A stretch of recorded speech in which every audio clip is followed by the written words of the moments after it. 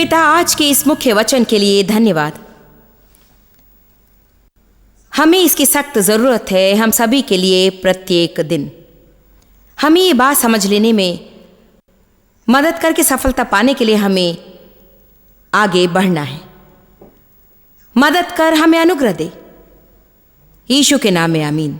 आज के दिन मैं आपसे क्रोध को छोड़कर आगे बढ़ने के बारे में कुछ कहना चाहती हूँ।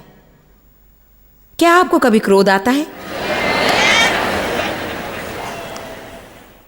क्रोध और क्षमाहीनता को पीछे छोड़ देना चाहिए, क्योंकि यदि हम क्रोध से छुटकारा ना पाएं तो अगली समस्या खड़ी हो जाएगी, वो है क्षमाहीनता।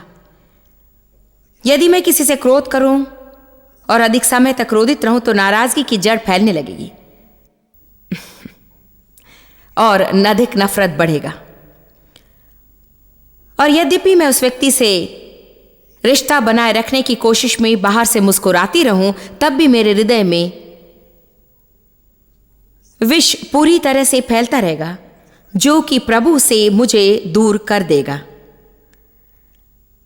बाइबल इस बात को बिल्कुल स्पष्ट रूप से प्रकट करती है कि यद्यपि हम गुस्सा करें, हमें अधिक देर तक गुस्सा नहीं करना है, तथा बिल्कुल स्पष्ट और सरल ढंग से इस विषय को समझाती है कि हर विश्वासी के लिए जरूरी है कि वो अपने हृदय को क्षमाहीनता और दोष से कलंकित ना होने दे। हर एक के लिए यह संदेश जरूरी है। इस क्षेत्र में हर एक व्यक्ति लगातार परीक्षाओं में पड़ जाता है। आपको ये जानकर आश्चर्य होगा कि कितने लोग ऐसे हैं जो प्रभु से प्रेम रखते हैं, जो चमत्कार पाने के लिए, सफलता पाने के लिए और उनके जीवन में परमेश्वर कुछ खास करने के लिए यहां पर आए हैं, पर अभी भी किसी के प्रति किसी कारणवश उनके मन में क्रोध की भावना है, और शायद वो बरसों पहले की बात होगी और आप कहते हैं मैं इससे छूटने की कोशिश में हूं। आप छूट सकते हैं। परमेश्वर कभी भी ऐसा कार्य करने को नहीं कहता जो हमारे लिए असंभव हो। यदि प्रभु कहता है क्षमा करो, तो हम क्षमा कर सकते हैं। यदि वो कहता है खुद को दोषी मत ठहराओ, तो फिर खुद को दोषी ठहराए बिना हम अवश्य रह सकते हैं। कल पास्टर डॉन क्लावर्स, मैं और डेव और शरॉन आपस में बातचीत कर रहे थे। मुझे विषय के केंद्र बिंदु को समझना अच्छा लगता है, इसीलिए मैंने कहा मैं अतीत को भूलकर वर्तमान में जीना और परमेश्वर द्वारा निश्चित भविष्य का आनंद लेने के बारे में कहने वाली हूं। मैं अतीत के क्रोध और नाराजगी को छोड़ने के बारे में बताने वाली हूं, परंतु मैं उन्हें बताना चाहती हूं कि यह कैसे हो सकता है। मेरे लिए किसी से कुछ करने को कहना एक बात है और उन्हें उसे करने का तरीका समझाना बिल्कुल ही अलग बात है। डॉन मुझसे अपने विचार बांटने लगे और वही विचार मेरे मन में भी थे जिसके बारे में मैंने बाद में ही सोचा था। डॉन ने ऐसी बात बताई जो प्रभु ने उनसे व्यक्तिगत रूप से करने को कहा, और वो था कि उन्हें खुद के प्रति ईमानदार होना चाहिए जब उन्हें किसी निश्चित प्रकार की अनुभूति होती है। कुछ हफ्तों पहले एक दिन जब वे उठे तो उनका मूड सचमुच बहुत ही खराब था और उन्होंने सोचा कि मैं सब कुछ भूल जाना चाहता हूं। मुझे किसी की परवाह नहीं, मुझे किसी की चिंता नहीं, मैं इसे करना नहीं चाहता। किसी की चिंता ना करने का बड़ा सनक चढ़ा था उनको। उन्होंने कहा कि वे उस उपदेश का अभ्यास करने लगे जो प्रभु ने उन्हें सिखाया, और खुद से पूछा कि अच्छा वास्तव में इसके पीछे क्या है। कम ऑन, आपको इस विषय को समझना ही है। अक्सर हम ऊपरी चीजों से ही निपटते रहते हैं, परंतु अंदर की गहराई में कोई बात होती है जो ऊपरी विषय को बढ़ावा देती है, और उस समय हम उस ऊपरी विषय से निपटने की कोशिश करते रहते हैं, परंतु उसके बाद कोई दूसरी गंदी भावना उभरने लगती है, शायद इससे कुछ अलग ढंग की, परंतु वास्तव में इसी जड़ से उगी हुई। गंदी जड़ सदा गंदे फल ही पैदा करेगी। मैंने अलग अलग संदर्भों में एक उदाहरण दिया है और आप सब ने इसका अनुभव किया होगा। आप रेफ्रिजरेटर के पास जाते, दरवाजा खोलते, कहते हैं कि ये बदबू कहां से आ रही है। खैर, कुछ लोग गवाही भी देते हुए कहते कि मेरा जीवन बहुत ही बदबूदार है। ऐसे समय में आपको वही करना होगा जो आप रेफ्रिजरेटर के लिए करेंगे। आप हर एक भाग को अलग करके देखिए कि बदबू कहाँ से आ रही है, और आपको यूं ही जरा सा डिओड्रेंट स्प्रे करके संतुष्ट नहीं हो जाना चाहिए, क्योंकि उससे बदबू दूर नहीं होने वाली। हमने अपनी जिंदगी में काफी डिओड्रेंट लगा लिया है।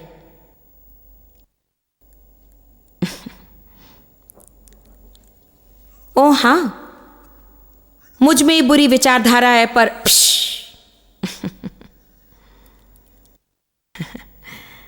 अपने ऊपर जरा सा सेंट लगा लो। नहीं, अपने आप से पूछिए कि वास्तव में ये सब क्या है। आप कहेंगे मैं बताती हूं कि ये क्या है, उन्होंने मुझे नाराज किया। नहीं, क्या आप जानते कि आपको क्या करना है? आपको अपने क्रोध पर नियंत्रण रखना चाहिए। तुमने मुझे नाराज किया कहने की अपेक्षा आपको कहना चाहिए मैं इतनी जल्दी नाराज क्यों हो जाता हूं, मैं इतना चिड़चिड़ा क्यों हूं कि जब भी कोई मुझे जरा सी सलाह देने की कोशिश करता है तो मैं बिल्कुल ही चिल्ला उठता हूं। आप मुझे समझाने की कोशिश मत कीजिए। ऐसा नहीं है, आपको प्रभु को अवसर देना है कि उनसे वो निपटे और प्रभु पर सब छोड़ देना चाहिए। और आपको ये पता लगाना चाहिए कि क्रोध, क्रूर और अप्रिय लोगों के साथ रहकर भी आप कैसे शांति बनाए रख सकते हैं। यदि आप आपको ठेस पहुंचाने वाले एक व्यक्ति को भगा देंगे तो शैतान कल 2 और को भेजेगा, अगले दिन 10 और को भेजेगा। तो इसका सही समाधान हमें परेशान करने वाले लोगों को भगाना नहीं, बल्कि उन्हें बदलना है। मुझे चुप मत कीजिए, मैं अच्छा प्रचार कर रही हूं।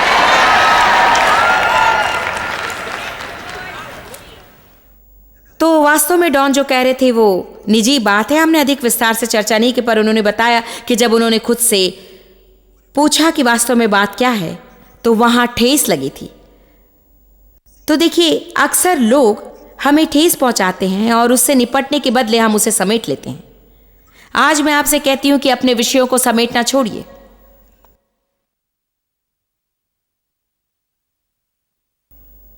जिंदा गाड़ी गई भावनाएं कभी भी नहीं मरती।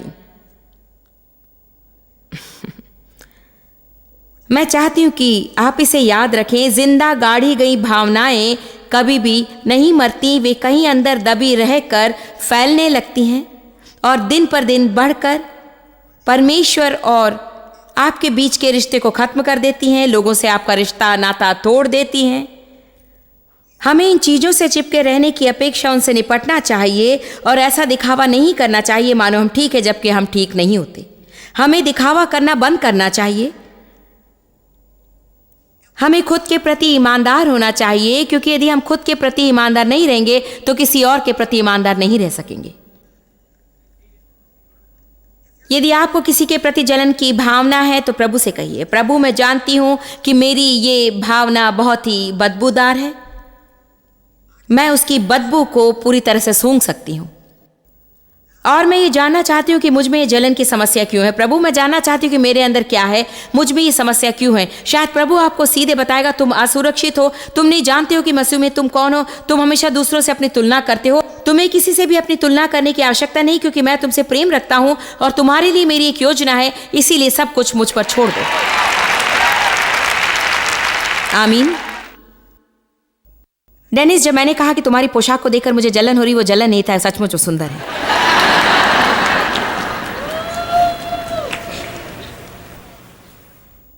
हमें अपने आप के प्रति ईमानदार रहकर अपनी भावनाओं को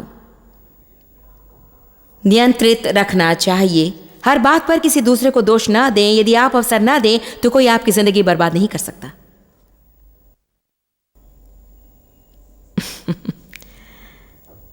यहां बैठे लोगों को इसे सुनने की जरूरत है। यदि आप अवसर ना दें तो कोई आपकी जिंदगी बर्बाद नहीं कर सकता। मैं इसे अच्छी तरह से जानती हूं, क्योंकि दुखी लोग बस दूसरों को भी दुखी करना ही चाहते हैं। उनके लिए यही उचित सा लगता है। वे जानबूझकर कुछ नहीं करते, वे इतने दुखी होते हैं कि खुशी बर्दाश्त नहीं कर पाते, क्योंकि खुशी उनके दुख को छेड़ती है। बुरा मूड होने पर आप कभी नहीं चाहेंगे कि ऐसे किसी के साथ जा मिले जो आशायुक्त व्यक्तित्व का हो, जो कि दिन भर खुश रहकर मौज मस्ती करना चाहता हो। आप तो बस उसका गला घोट देंगे।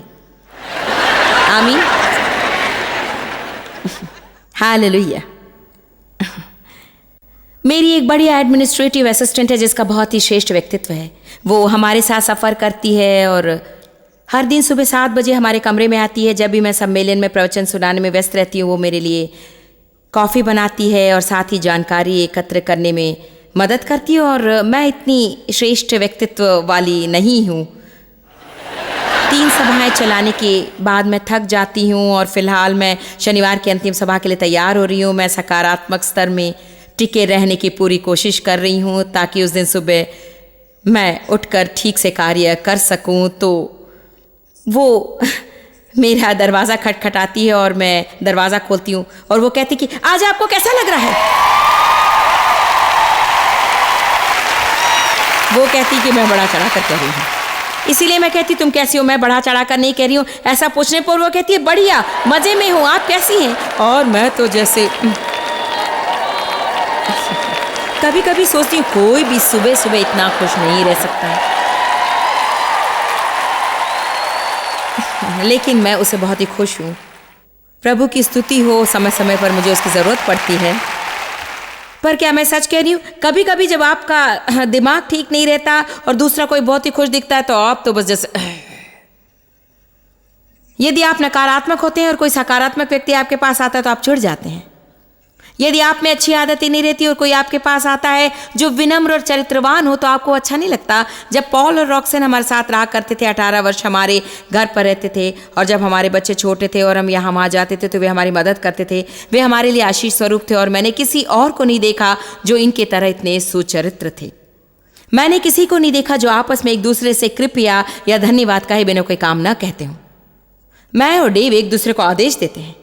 जब वे हमारे घर आकर ठहरने लगे, मैं सच बता रही हूँ, मैंने उनसे ये कहा वे मुझे परेशान करते हैं। वे इतने नेक और इतने भद्र थे कि मैं उनसे तंग आ गई और बस कहती कि ओ कम ऑन, आप लोग तो बिल्कुल भी वास्तविक नहीं है। प्लीज क्या मेरे लिए पानी लाओगी? Thank you sweetheart. मैं कहती मुझे पानी दो, प्रभु की स्तुति हो।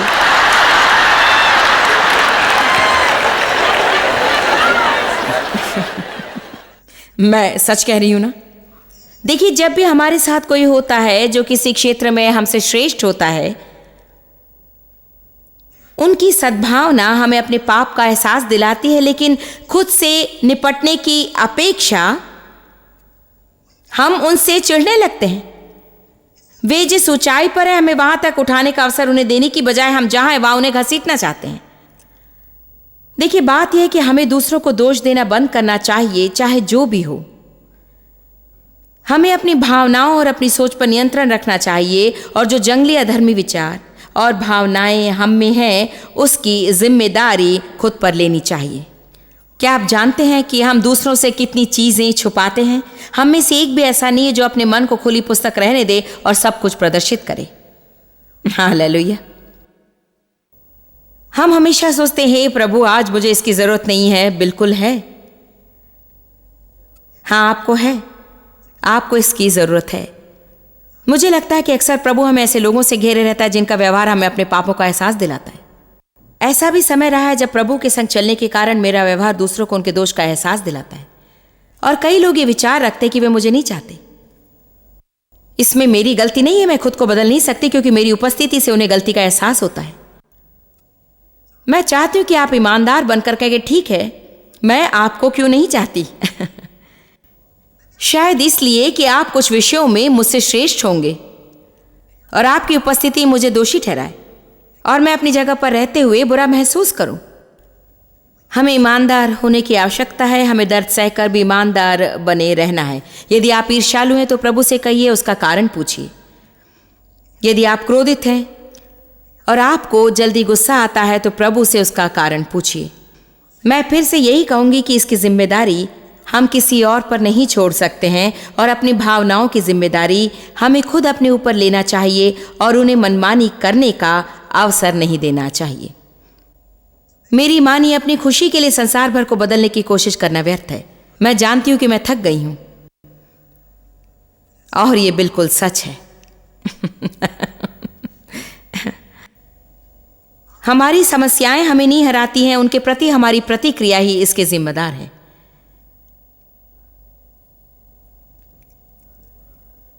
ऐसी बहुत सी बातें हैं जिसमें वास्तव में हम खुद जिम्मेदार होकर भी दूसरों पर दोष लगाते हैं। ठीक है, आइए देखते हैं इफिसियों 6:12। इफिसियों अध्याय 6 पद 12 में कहा गया है, क्योंकि हमारा ये मल्ल युद्ध लहू और मांस से नहीं,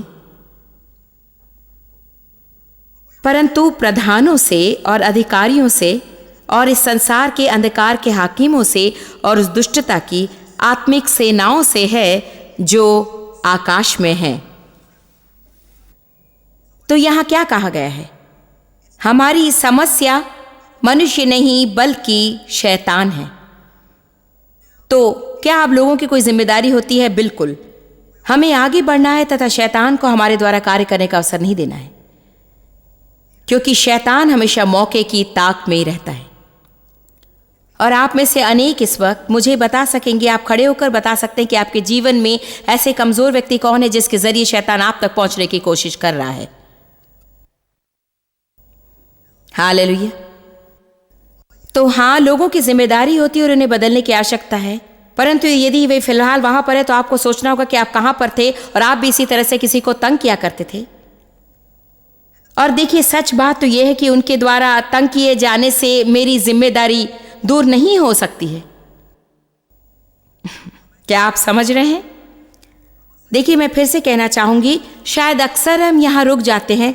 देखिए, आपकी गलतियों को देखने में मुझे तकलीफ नहीं होती,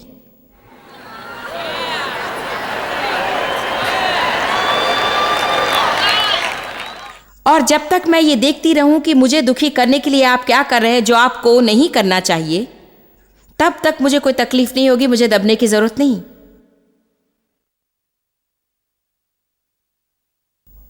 कभी कभी यदि मैं को ज्यादा ही भक्तिमान बन जाऊं तो मैं आपकी समस्या के बारे में मैंने जो प्रकाशन पाया है उसके लिए खुद को धर्मी भी मानूंगी। खास तौर से अभी जो मैं इतनी आत्मिक रूप से परिपक्व हूं कि हर एक की कमजोरियों को पहचान सकती हूं। हालेलुया। तकलीफ तब होने लगती है जब मैं इसके पीछे पड़ जाती हूं कि आप मेरे लिए क्या कर रहे हैं या मैं आपके बारे में क्या सोचती हूं, क्योंकि कई बार ये सब हमारे दिमाग में रहता है। कई बार ये हमारा भ्रम होता है। क्या आप जानते कि ऐसे कई लोग होते हैं जिनका भ्रम आधारहीन होता है? लंबे समय से मेरे जीवन में चोट आने के कारण मैं कमरे में बंद रहकर सोच सकती हूँ कि लोग मुझे अस्वीकार करते हैं, जबकि वास्तव में वे मेरी ओर ध्यान भी नहीं देते हैं, क्योंकि वे ये नहीं जानते कि मैं वहां हूं। मेरे प्रति उनके व्यवहार के कारण वे मुझसे उचित व्यवहार नहीं करते। मैं उन पर नाराज और उनसे परेशान हो सकती हूँ, जबकि सच्चाई यह है कि प्रभु ने खुद मुझे उनकी नजरों से छिपा कर रखा है, क्योंकि वो मुझ में कुछ करना चाहता है और मुझे अपनी ओर खींचने का उसके पास एक ही रास्ता यह है कि लोगों को मुझसे वैसा व्यवहार ना कर दे जैसा मैं चाहती हूँ। क्या मैं तेजी से बोल रही हूं? मैं एक स्त्री को नहीं भूल सकती। वास्तव में वो अभी मेरे लिए काम करती है। मेरे कर्मचारियों को आश्चर्य होगा, क्या सचमुच मैं ही हूं? कई साल पहले जब मैं लाइफ क्रिश्चियन सेंटर में अपनी साप्ताहिक सभा चलाया करती थी, ये स्त्री सहायक दल में थी और उसकी एक सहेली ने मेरे पास आकर कहा कि फलाने व्यक्ति, उसका नाम बताया, उनको लगता है कि आप उन्हें अनदेखा करती हैं, उनकी ओर ध्यान नहीं देती, उनके पास से गुजरती हैं पर उनसे बात नहीं करती। वो बहुत दुखी हैं, उन्हें ठेस लगी है, उन्हें लगता है कि वो आपकी सेवकाई में हाथ बटाती हैं, आपके लिए ईमानदारी से काम करती हैं और आपने उसका दिल दुखा दिया। खैर, अब अचानक मुझे महसूस हुआ कि मुझ पर एक जिम्मेदारी का बोझ आ पड़ा है, ये कि मुझे दिन में 3 बार उस स्त्री को ढूंढकर उससे कहना पड़ता था कि वो बहुत अच्छी है और ये ध्यान रखना पड़ता था कि मैं उससे बातें करती हूँ। लेकिन देखिए, जब हम शरीर के कामों में लग जाते हैं और लोगों को वो देने की कोशिश में है जो प्रभु उन्हें देना नहीं चाहता, कई बार हम लोगों से वो पाने की कोशिश करते हैं जो प्रभु हमें खुद देना नहीं चाहता। और उस स्त्री को ढूंढना बहुत ही मुश्किल था। अंत में मैंने प्रभु से कहा कि प्रभु, यदि तू चाहता है कि मैं उस स्त्री के साथ खास व्यवहार करूं तो फिर तू उसे मेरे सामने क्यों नहीं ले आता? और प्रभु ने मुझसे कहा कि मैं नहीं चाहता कि तुम उसे देखो। मैं नहीं चाहता कि वो जो चाहते तुम उसे दो, क्योंकि उसकी एक समस्या है, तुम्हारी कोई समस्या नहीं, उसकी एक समस्या है। और यदि मैं तुम्हें उसकी इच्छा पूरी करने का अवसर दूं तो वो अपनी समस्या पर जय नहीं पाएगी, उसका समाधान नहीं ढूंढ पाएगी।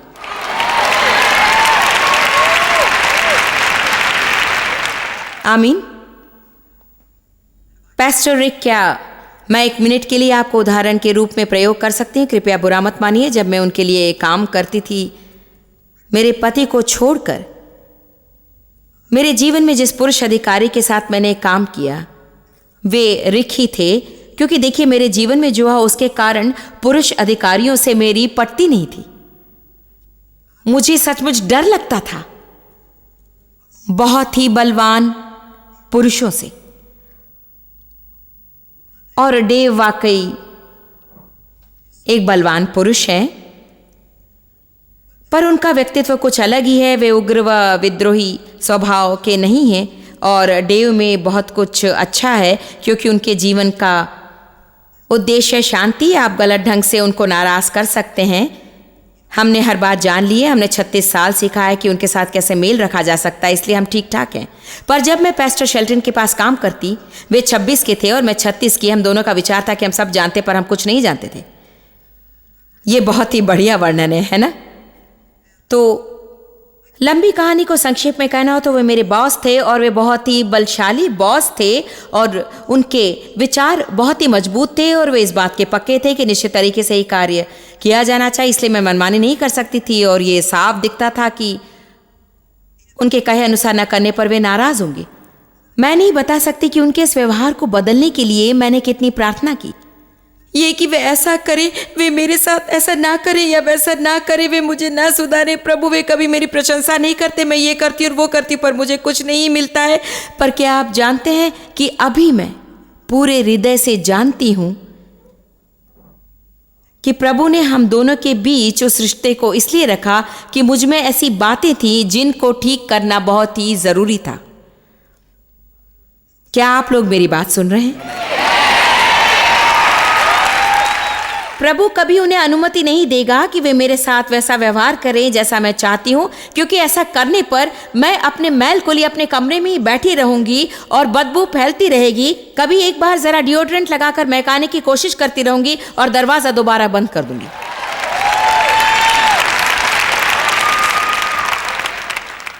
मैं जो चाहती थी वो मुझे नहीं मिला, और अंत में रेफ्रिजरेटर की तरह मुझे सफाई करनी पड़ी। और मुझे कहना पड़ा कि मेरे जीवन में एक जड़ है जो फैलती ही जा रही है। उनके सामने एक तरीके से दिखती, उनकी पत्नी के सामने दूसरे तरीके से, मेरे पति के सामने दूसरे रूप में। उसका फल मेरे मित्रों के सामने कुछ अलग रूप में दिखने लगा। हमें ये सोचना बंद करना चाहिए कि हमें दूसरों को सुधारना चाहिए ताकि वे हमें पूरी तरह से खुश कर सकें, और हमें अपनी अनुभूतियों और अपनी भावनाओं पर नियंत्रण रखकर जिम्मेदारी अपने ऊपर लेनी चाहिए। आज के लिए मैं बहुत ही प्रभावशाली विचार लाई हूं कि प्रभु आपसे प्रेम करता है। ये कभी न भूलें कि प्रभु आपसे प्रेम करता है। बाइबल कहती है, यदि परमेश्वर मेरे पक्ष में है तो कौन मेरा विरोधी होगा? यदि प्रभु मेरी ओर है तो मैं किससे डरूं? पहला यूहन्ना 4 में परमेश्वर का वचन सिखाता है कि यदि हम परमेश्वर के परिपूर्ण प्रेम को समझ लें तो हमारे जीवन से हर प्रकार का भय दूर हो जाएगा। मैं चाहती हूं कि अब आप याद रखें, प्रभु ने आपको चुना है और उसने बहुत पहले से ही आपको अपने लिए अलग किया है। उसने ऐसा किया है क्योंकि वो आपसे प्रेम करता है और मसीह यीशु के द्वारा आपसे व्यक्तिगत संबंध रखना चाहता है। उसके प्रेम को आज ही ग्रहण कीजिए। आपके जीवन की सारी समस्याओं के लिए यही दवा है। प्रभु आशीष दे।